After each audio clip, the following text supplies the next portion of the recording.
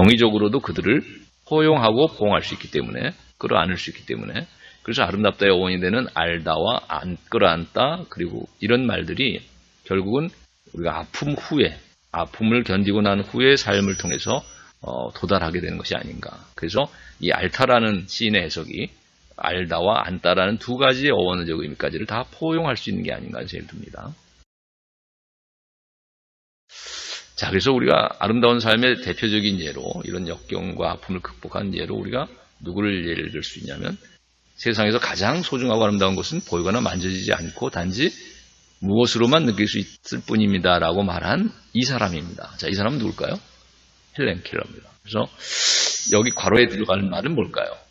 자, 이것은 머리가 아니라 가슴을 의미하는 것이다, 이렇게 생각할 수 있을 것 같아요. 그래서 가장 아름답고 소중한 것은 가슴으로 느낄 수 있다. 우리가 아픔을 견딘 사람들은, 극복한 사람들은 다른 사람들을 공감할 수 있다라고 했죠. 그래서 내면의 가슴으로, 또 자신의 양심으로 다른 사람들을 이해하고 그들을 도와주려고 하고 그들을 또 과 함께 그 아픔을 나눌 수 있는, 정서적으로도 공감 능력을 갖게 된다는 것이죠. 자, 우리가 퀴즈로 장님도 볼 수 있는 것은 뭘까요? 이것은 여러분에게 퀴즈로 남겨둘까 합니다. 자, 그 다음에 우리가 괄호 속을 채워보자면, 사흘만 세상을 볼 수 있다면, 첫째 날은 사랑하는 이의 얼굴을 보겠다죠. 둘째 날은 밤이 무엇으로? 낮으로 바뀌는 기적을 보리라. 셋째 날은 사람들이 오가는 평범한 무엇을? 거리를 보고 싶다. 단언컨대 본다는 것은 가장 큰 무엇이죠? 축복입니다. 자, 이거는 예전에 그 유명한 배우가 선전했던 핸드폰 선전의 카피죠. 그러나 광고 카피로 끝나는 것은 아니고, 이것은 원래는 헬렌 켈러의 자서전에 나온 헬렌 켈러의 소원을 이야기한 것입니다. 그죠? 사흘만 세상을 볼 수 있다면, 헬렌 켈러는 3중의 장애를 가지고 있었죠. 눈이 보이지 않는 장님이었고, 귀를 들을 수 없는 귀머거리였고, 또 말을 할 수 없는 벙어리. 자, 이 세 가지 삼중고를 겪었던, 장애를 가졌던 헬렌 켈러가 세상을 단 사흘만 볼 수 있었으면 하는 소원을 얘기한 것이죠. 근데 이런 헬렌 켈러 같은 장님도 볼 수 있는 것은 있다고 합니다. 뭘까요? 네, 그의 꿈과 희망인 것이죠. 꿈속을, 그도 꿈을 꿀 수 있는 것이고 장님도 꿈을 꾼다는 거죠. 우리만 꿈을 꾸는 것은 아니고, 우리의 현실을 보진 못하지만 장님도 꿈속의 세계는 훨씬 더 우리보다 잘 볼 수 있다.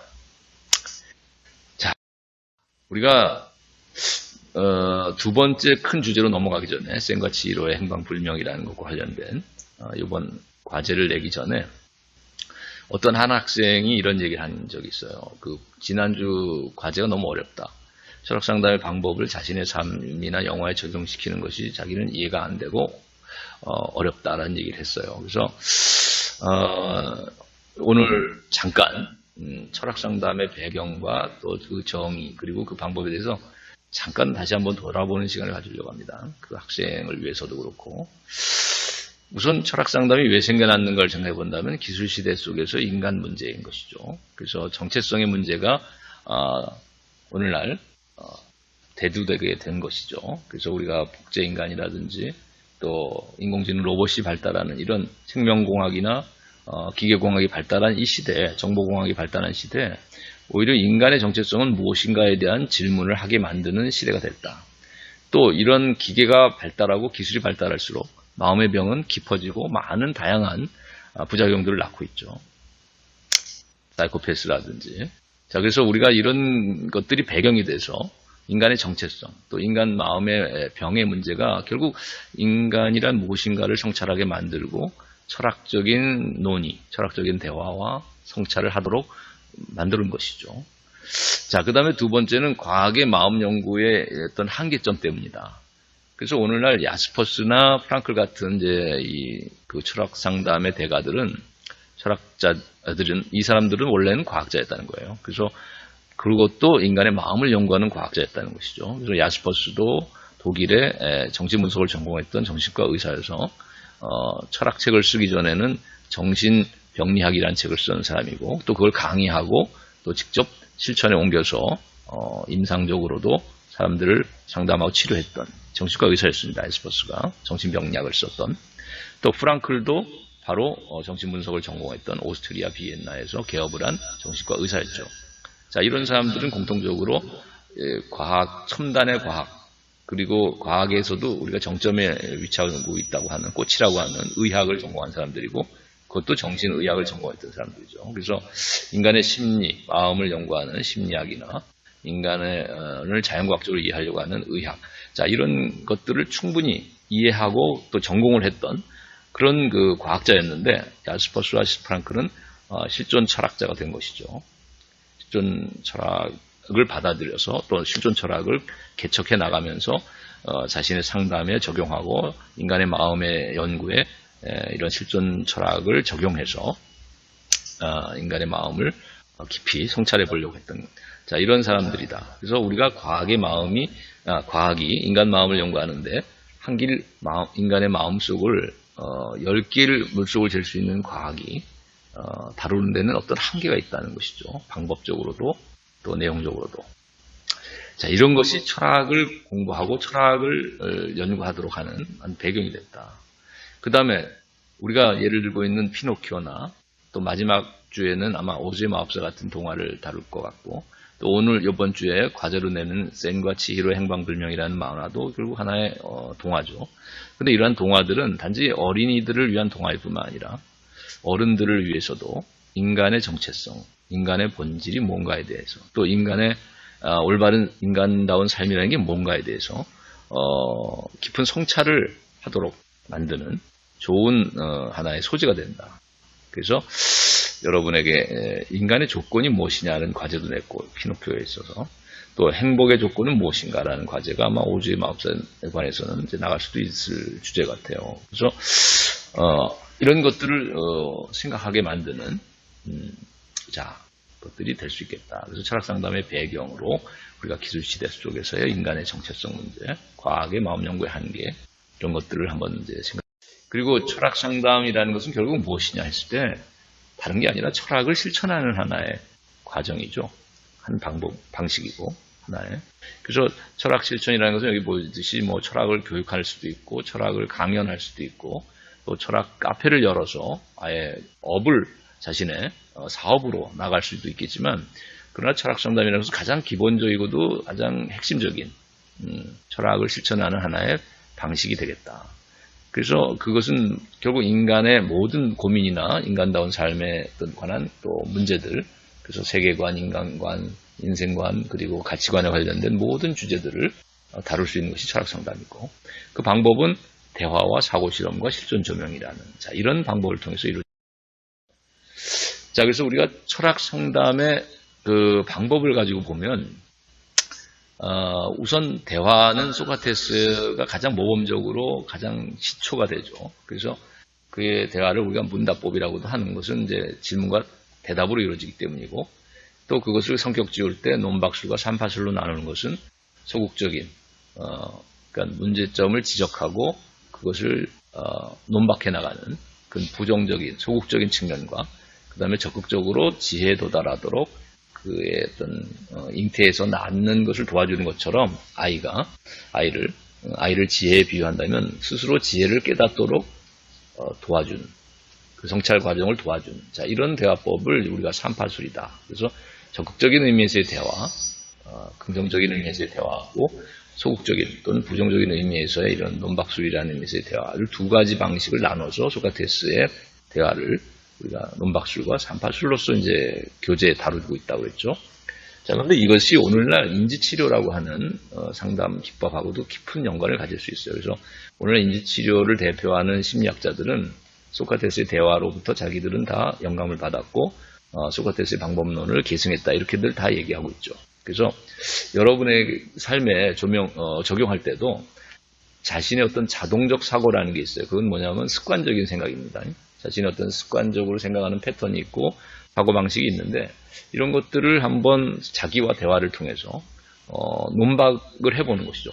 내가 이런 습관적으로 나는 이런 식으로 생각하고 항상 이런 식으로 자동적으로 이런 생각을 하고 살아가는데 어떤 사고방식을 가지고 있는데, 이것이 과연 정말 진정한 의미에서 올바른 것일까? 이것들을 한번 스스로 대화를 통해서 성찰을 해 나가고, 그걸 개선해 나가려는 노력을 한다면 그것은 소크라테스의 문답법, 소크라테스의 대화법을 논박술과 삼파술을 실천하는 하나의 자신의 삶에 적용하는 그런 방식이 될 수 있겠다. 그래서 그 교재에도 우리가 현대사회와 철학 상담이라고 하는 교재를 우리가 자료실에 올려놨다고 했죠. 거기 보면 2부 또는 2장에 해당하는 것이 철학 상담의 방법인데 거기에 첫 번째 나오는 것이 이제 대화라는 기법이고 거기에도 이제 예를 들어놨습니다. 그래서 우리가 이런 습관적인 것을 고쳐 나가는 것은 인생을 고쳐 나가는 방식이고 자신의 어떤 가치관과 인생관이 바뀌어 나가는 방식일 수도 있겠죠. 그래서 여러분의 세계관이 또 그래서 여러분이 철학을 실천하는 중요한 방식이 스스로 자기와 대화해 나가는 방식일 수 있을 겁니다. 또는 타자와 대화해 나가는 방식일 수 있을 거예요. 그걸 통해서 자신의 습관적인 사고를 교정해 나갈 수 있다면 인생이 변화될 수도 있는 중요한 자신의 운명을 바꿀 수 있는 그런 계기가 될 수 있겠다. 자, 사고 실험의 방법으로서 동굴의 비유, 방법적 의심, 코페르니쿠스적 전환 이런 플라톤, 데카르트, 칸트의 예를 들었고 통속의 뇌라는 그 포트남이라는 철학자의 이제 사고 실험의 예는 매트릭스라는 영화하고도 비슷한 면이 있다. 또 중국어방 사고 실험은 이제 튜링 테스트를 비판하기 위해서 존 썰이라고 하는 영국의 언어 철학자가 내놓은 사고 실험의 방법이다. 이런 얘기를 했죠. 그다음에 올더스 럭슬리의 멋진 인생이라는 작품은 오늘날 디스토피아 문학의 선구가 되는 문학에서의 사고 실험이다. 그래서 미래 사회, 기술이 발달한 미래 사회가 반드시 유토피아일 수만은 없지 않느냐라는 깊은 성찰을 우리에게 가져다준 사고 실험이다. 그것이 오늘날 다이버전트라는 그 5계급으로, 그죠? 5계급으로 나눠진 통제 사회, 기술적으로 지배되는 사회, 유전자 정보에 의해서 분류돼 가지고 기계적으로 지배되고 있는 이 통제 사회를 그려주고 있는 이 영화도 바로 얼더스 럭슬리의 전문학 작품과의 연관관계가 있는 사고 실험일 수 있겠다. 그 다음에 철학 상담에서의 사고 실험으로 우리가 노직의 행복기계 사고 실험하고 그 다음에 이제 영혼회귀, 니체의 영혼회귀 사상을 사고 실험에 접목해서 오늘 미국의 그 정신과 의사이자 실존 치료라는 분야를 개척했던 얄롬이라고 하는 실존 치유라는 이제 그 철학 상담 분야의 미국의 그 정신과 의사죠. 자, 이 사람이 제시했던 것은 이제 니체의 영혼회귀 사상을 사고 실험으로 철학 상담을 통해서 한번 성찰할 수 있도록 영혼회귀 사고 실험이라는 것을 이제 제안했는데, 그러니까 우리의 삶이 그 영혼이 반복된다면, 오늘의 삶이 영혼이 반복된다면, 오늘 나는 어떤 선택을 할 것인가 이런 생각을 성찰을 해보도록 유도하는 것이죠. 그걸 통해서 무의미한 삶을 살던 사람이 오늘 하루하루가 무의미하다고 생각하던 사람이 오늘 하루가 얼마나 중요하고 내가 이 하루의 선택이 결국 모든 삶을 통해서 반복된다면 내 하루의 이 선택 한순간순간의 선택이 일생을 지배하는 것이고 일생을 결정하는 것이라면 매우 성실한 하루를 보내게 되지 않겠는가 하는 것이죠. 자, 그래서 우리가 이런 영혼회귀 사고 실험이라는 것은 우리가 사랑의 블랙홀이라는 영화하고도 연결고리를 있을 수 있겠다. 그죠? 하루가 계속 반복되고 있는 그 주인공 필 코너스의 그 삶을 통해서 그가 의미를 발견해 나가는 과정이죠. 삶 속에서. 무의미했다고 여겨졌던 그 반복된 삶 속에서 의미를 찾아가는 그 과정.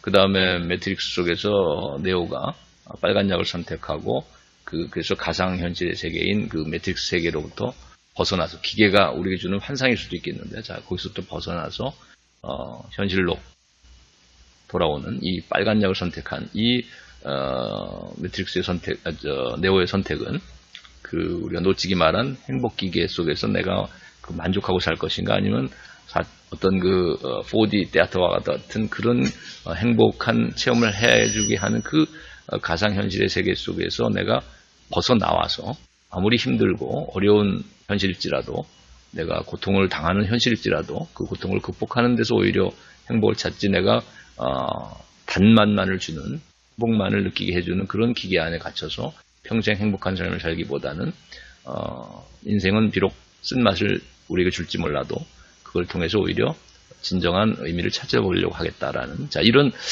행복기계를 벗어나는 이런 삶을 선택하는, 자, 이런 사고 실험의 가능성을 특성이라는 것은 매트릭스에서 네오의 빨간 약 선택하고도 연결고리가 있는 것이겠다. 자, 근데 우리가 그런 질문한 학생이 하나 있었어요.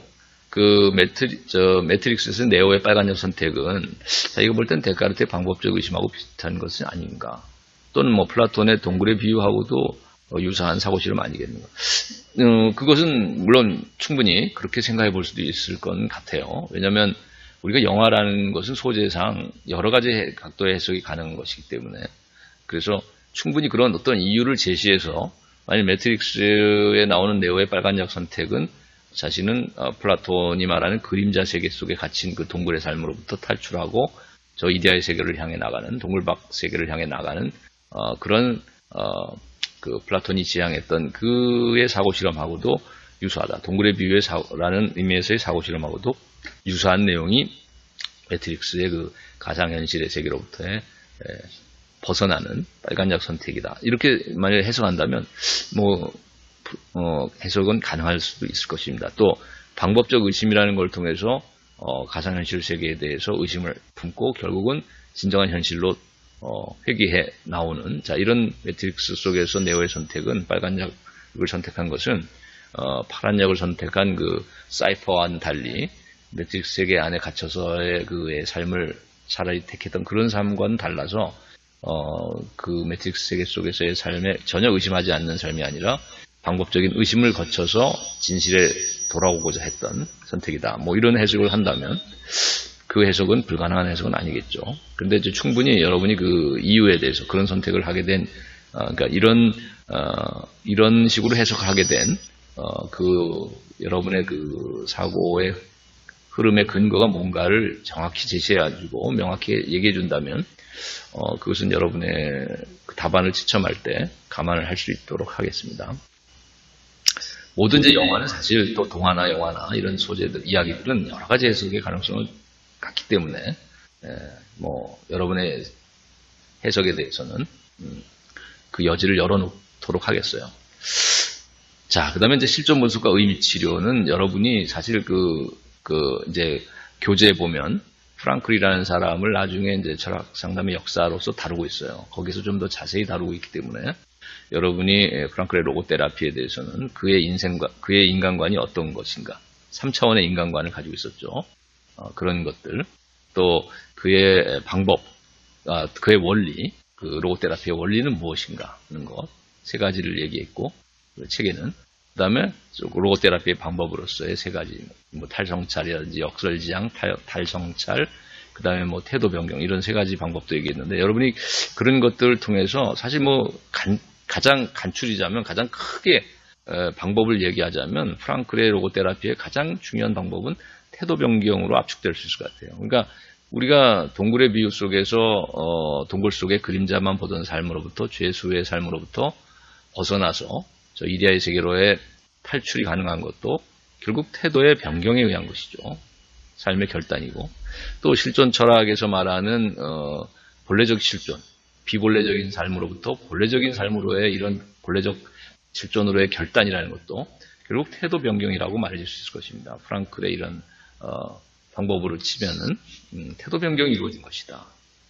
새로운 결심을 하게 되는 것이니까요.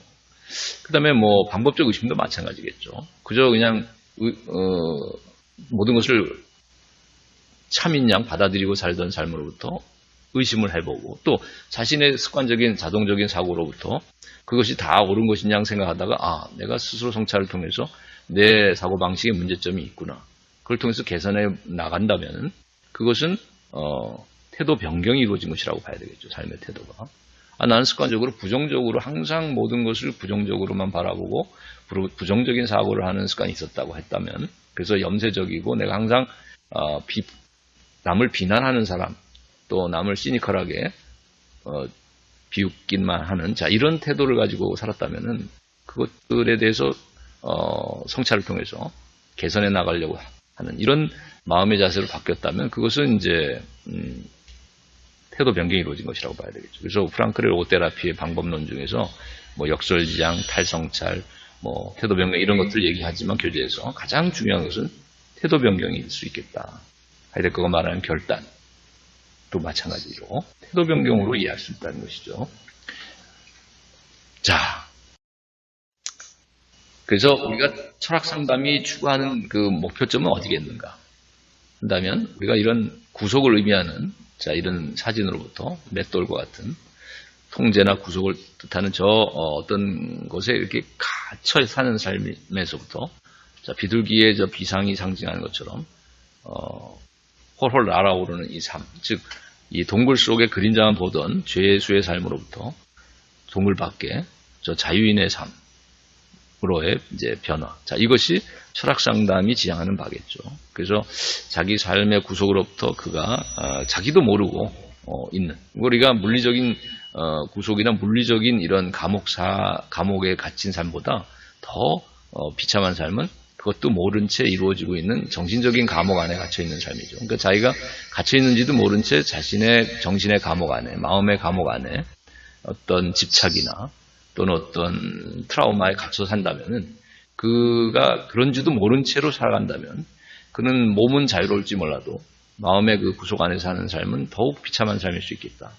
그런 것들을 극복하도록 도와주는 이제 일이 철학 상담 치유의 하나의 그 과정일 수 있겠다. 자, 그래서 우리가 여기 퀴즈의 목수도 고칠 수 없는 집은 뭘까요? 네, 그것은 고집입니다. 자, 우리가 마지막 그래서 두 번째 주제로 넘어가자면 센과 치히로의 행방불명이라는 이 영화는 우리가 오른쪽 포스터에서 보이는데 큰 틀에서 보자면 이것은 자본주의의 메커니즘, 자본주의 체제 안에 갇혀서 구속 속에 살아가는 그런 자본주의라는 메커니즘의 감옥 안에 또는 동굴 안에 갇혀서 살고 있는 그런 그림자만 바라보고 살아가는 인간 존재의 비참함에 대한 성찰을 하도록 하는 그런 영화다. 그런 동화다.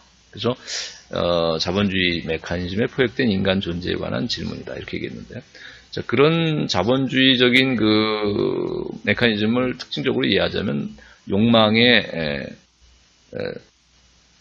부추기는 하나의 무한 경쟁과 무한 욕망 추구를 조장하는 어떤 체제다. 그런 시스템이다라고도 볼 수 있겠죠. 왜냐하면 생산과 소비를 통해서 결국은 또는 소유의 극대화, 소비의 극대화를 계속적으로 부추기는 이런 것이 시장 메커니즘이고 자본주의의 메커니즘이기 때문에 그래서 우리가 이 돈의 노예로 살아가는 이런 모습들을 보게 되는데 더 많은 것을 소유하려고 하고 더 많이 돈을 벌려고 하는 자 이런 소비를 또 더 많은 소비를 유도하는 자 이런 메커니즘이 자본주의의 시장 속에서 이루어지는 시장 경제 안에서 이루어지는 메커니즘이라면 그것이 이제 어떤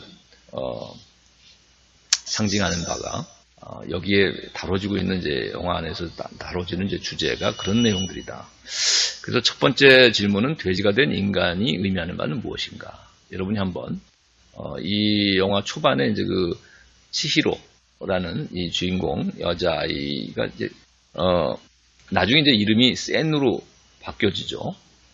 근데 이 치히로라는 원래 본명인데 자, 이 치히로의 어머니와 아버지가 결국은 돼지로 변하고 말죠. 초반에. 자, 그래서 우리가 이 돼지로 된 인간들이 이제 거의 많이 나오는데 돼지로 변한 인간들이 의미하는 건 뭘까? 한번 여러분이 자본주의가 이제 욕망의 어떤 메커니즘을 가지고 있고 욕망을 부추기는 그런 체제라고 했는데 자, 돼지가 된 인간이 의미하는 건 뭘까? 한번 여러분이 생각해 보시고 그 다음에 이제 이름이 없는 자, 우리가 사실 돼지로 변한 인간은 이미 이름을 상실할 것이고 정체성도 상실했었겠죠. 또 우리가 치히로도 그 안에서 이제 노동을 강요당하면서는 결국은 센이라는 이름으로 이제 바뀌게 되는데 이것도 자신의 이름 본명을 상실하게 되는 것입니다. 그리고 거기서 자신의 본명을 잊어버리고 망각 속에 살아가는 그런 등장인물들이 나오죠. 그래서 이런 이름이 없는 이름을 상실하는 것이 의미하는 건 뭘까? 그 다음에 거기 또 가면을 쓴 그런 등장인물이 나오죠. 얼굴이 상실됐다고도 볼 수 있겠는데, 자, 이런 가면을 가면을 쓴, 그래서 얼굴을 잃어버린, 또는, 이름이 바뀌거나 이름을 잃어버리고 살아가는, 자신의 본래의 이름을 잃어버리고 살아가는, 자, 이런 이름의 상실이 의미하는 바는 무엇인가? 여러분이 한번 이 영화를 보면서, 이 만화를 보면서 한번 깊이 성찰을 해봤으면 하는 생각입니다. 오늘은 여기까지 하겠습니다. 수고했습니다.